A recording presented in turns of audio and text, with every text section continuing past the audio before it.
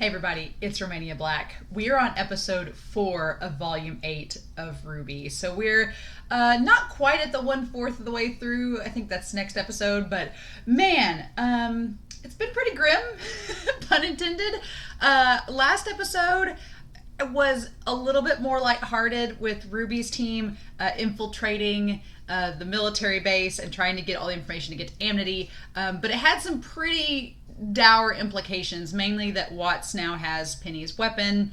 He's probably going to try to hack her. Of course, RWBY gives us this foreboding, ominous, like, we'll see each other again soon, and it's like, I'm sure you will, except Penny will probably be hacked. So we didn't get anything on Oscar this episode, although from the thumbnail this week, it looks like we're going to get a little bit more with Yang, Rin, and Juan and John trying to track down Oscar, which Oscar is in a pretty bad predicament because the Hound that has now sprouted wings and can talk and is super intelligent has made off with him, and it looks like he is just gonna hightail it out of there with him. And so I'm worried that I'm like, if Oscar's taken to Salem, there's so many things that could be bad about that situation, so I don't know. But anyway, I hope you all enjoy this reaction. Last episode, I didn't have a whole lot of notes afterwards because I pretty much talked during the reaction about what was going on. But I'm worried about Nora because she has like all these scars over her. She's clearly overexerted herself with her semblance. I'm worried about Ironwood because I'm like, dude, you know that Watts is just doing all this stuff to benefit himself. Like, him hijacking Penny is not going to help Ironwood in the long haul. It's going to help Salem, and which worries me a lot because that will give her access to the Relic of Creation, which we don't need. I'm worried about Oscar, obviously. I'm worried about Rin. Rin has, even from the preview, the little thumbnail there, he looks a little tense. And then obviously I'm worried about Penny because Penny is so wholesome and pure that I'm like, girl, if you get hacked, that's not good at all. And so the only thing I'm hoping for on that end is that Paulandino, that the doctor can, reverse the hacking, or Pietro can get it undone. But in any case, we are going to jump in to episode 4 of volume 8 of RWBY, Fault. Talking about blame, talking about Oscar getting kidnapped and whose fault it is. It really wasn't anybody's fault. The Grimm was just, like it do. So we're going to start this reaction here in 5, 4, 3, 2, 1. Let's go.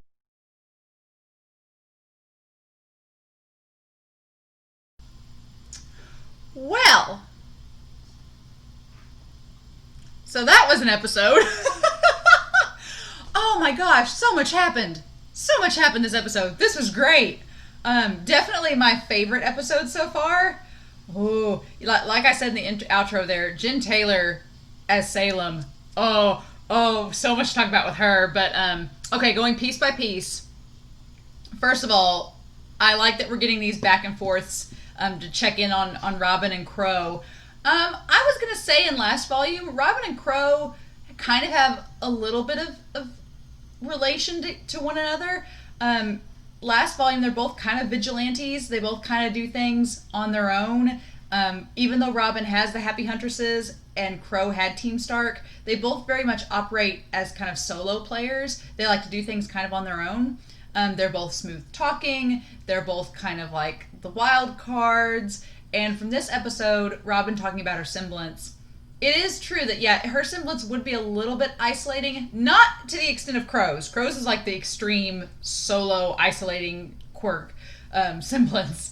But Robin's semblance, the fact that anybody she shakes hands with, that she could instantly tell if they're lying or not, that would make friendships tense, I think, because, even friends, sometimes you have to tell like white lies to each other. Like if somebody's like, oh, well, do you think this is bad, but they like it? You'd be like, oh yeah, it's fine. And she could instantly tell like, oh no, you don't like it. And then that could create some conflict between friends. So I can kind of see where she's trying to connect with Crow and be like, hey, you're not alone.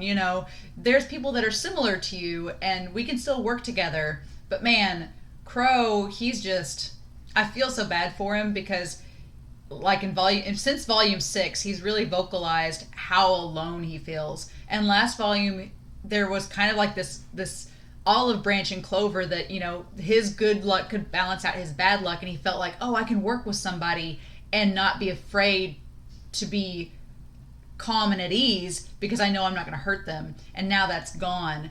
I'm glad Harriet didn't get that pin. I'm like, let Crow keep Clover's pin because, I mean, come on. But yeah, so Robin, that's what I've been wondering about since they basically captured them and be like, why don't they just shake Robin's hand and ask these questions and get the truth?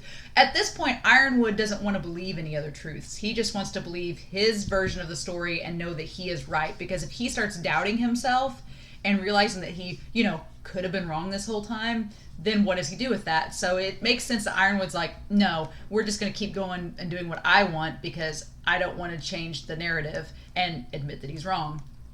But with Marrow and Harriet, I'm seeing kind of the cracks on the surface because she's like, you could just shake my hand and ask your questions and it would tell you truth or false. I mean, it's a real easy way to solve everything, and they've been ordered not to, it looks like. But I'm wondering, on one end it looked like Marrow was going to break and be like, we could ask her these questions. But then on the other end it looked like for a second that Harriet was going to ask her. So I'm like, is one of them going to slip up and do it? It showed Harriet and Crow in the opening against each other, but I'm like, is Harriet really going to get in there with Robin and try to figure out the truth?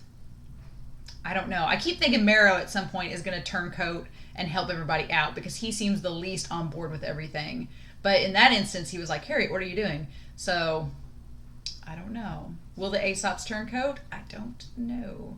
Vine, I'm not so sure because he seems pretty close to the vest with Ironwood's policies, but I don't know, man. So, Ruby and them hiding in Whitley's mansion, I feel like that is a safe place for them. They're on Atlas. They're safe for the moment. But at the same time, with Weiss sending Whitley to his room, I'm like, girl, don't do that because he's supposed to be in contact with Jacques. Wouldn't he? I'm afraid that they're going to get outed is basically what I'm afraid of, is that Whitley is going to tell Jacques and tell Ironwood that they're hiding out there. And so that's what I'm afraid of. But Penny's not with them, so I think that's at least a little bit helpful because right now they're just after Penny. So, and that puts our teams at a unique place because it puts one team at Atlas and one team down at Mantle, away from the crater though, so I don't know. It's interesting where everybody's being placed right now. I'm like, are they going to try to go back to the crater? Or are they going to try to find a way to get up to the whale? I don't know, but where our team is at is interesting. And I like this, Blake and Yang. Blake asking Ruby, like, have you tried to get a hold of Yang? Like, Blake is clearly concerned about Yang, and man, that just floored me when Yang, we thought, was talking about Ruby being upset, but it's Blake. She's talking about Blake being upset too. So I'm sure she's talking about Ruby in some sense, but she's also worried about Blake and her not going along with that because we've got our pairs have been split up. Rin is away from Nora. Blake is away from Yang. Rin, buddy, Rin is going through some complex emotions because he's not only dealing with the fact that he maybe feels something more than just friendship for Nora, and he's trying to reconcile that with the guilt of, we're not experienced huntsmen, so if we do something wrong, it can cost people lives. And he's experienced that with his own family, losing them because they weren't experienced huntsmen. And people died because there was not the experience there to keep people safe. And so it's justifiable why Rin feels this way. It's just like Jean's trying to tell him, he's like, you can talk it out with us, and Rin just doesn't feel that any of them can connect to him. And with Nora not being there, she'd be the one person he probably could connect with. With her being gone, then that just kind of throws that out the window too. So I feel for Rin. I want him to find some way to connect. I'm wondering if Yang is going to tell Jean and Rin that she likes Blake, and maybe Yang can connect to Rin through that. Because so far, other than that confrontation of Yang like confronting with him out in the snow, Jean was the only one inside that was trying to like break through with him before he went outside to sit in the cold. So I'm wondering if maybe Yang will try to reach out to him and be like, hey, maybe we are more similar, kind of like what Robin is doing with Crow, trying to build these connections back. Salem. Oh my gosh. So, Oscar, the Oscar protection squad, if I could be there to help that poor boy, I would, because I've wondered for the last 2 volumes what Salem confronting Oscar would be like. And Salem clearly knows that Oscar's put on a show, that it's not Ozma. She doesn't call him Ozpin, she calls him Ozma. And she's not she doesn't believe that they've merged together, which rightfully so. But man, that kind of like creepy seductive, like she was clearly like, she's like, my Ozma, like my, like there's clearly a romantic element to it, and she's trying to play off of that, like trying to, the hearts of men are easily corrupted, which it's like, dude, Oscar's a kid, like you're not corrupting his heart, I don't think. But she's trying to reach into Ozpin and be like, hey, remember us, remember our relationship? And Oscar's just like, no, you're creepy, I'm nope. So her voice acting was so good, and it almost sounds like she wants them to merge, probably because she knows she can manipulate Ozpin, whereas Oscar's more resilient. But bringing Hazel in to torture him, that is rough. And it's like, dude, you're all about kids, and now you're just using the fact that Hazel's gonna like get vengeance on Ozpin by beating him up. It's like, dude, you're beating Oscar up to a pulp. I don't. And that magic, weird force lightning, ugh. I don't know, man. I don't know. But I'm worried for Oscar. I don't want him to talk about. Clearly, she wants the relic in Beacon because she has Cinder at the moment, and that would be an easy relic to get a hold of. But Oscar doesn't know anything about that, and I'm sure Ozpin's buried that pretty deep. But she's going to try to get him to talk to Jen about Jen, and it's like, man, that whole scene, I was just like, it's like one of those scenes you've waited for the last 2 volumes to have a confrontation to happen, and man, props to Aaron Dismuke, like that voice acting, and props to Jen Taylor, because she's just so like venomous and vile, and like having the time of her life being Salem here. Like it's speaking of Cinder, what are you doing? What are you doing? Or do you want to get killed? Are you? I think Cinder is under this grand assumption that she is immune to anything bad happening from Salem because she has the maiden powers. I think that's honestly that's the only reason I'm like, Cinder, why, when Salem has told you to do something, you're gonna go like sneak off? You really think Salem in this whale? There ain't a lot of people around. I'm sure at some point Salem's gonna make the rounds and be like, hey, where's Cinder? You know? I'm like, what are you thinking? And so, yeah, sneaking off, that won't end well. I'm like, come on, Cinder. I do like the revelation that Emerald's going with her instead of maybe Neo. And I'm wondering, that opens up another can of worms, because it opens up the idea of, one, okay, what happens if Emerald gets maiden powers? Could that be a possibility? Or two, if Neo stays around and Emerald goes gallivanting off with Cinder because Emerald wants to reconnect with her maternal figure in Cinder, which is the worst idea, and Neo stays around, what if Neo gets under Salem's good graces and Salem's like, hey Neo, would you want to be a maiden instead of Cinder? Because Cinder's got this whole Grimarm thing now. It's slowly consuming her, so eventually is she going to be able to keep the maiden powers, or would you like them instead? And offers it up to Neo. I don't know.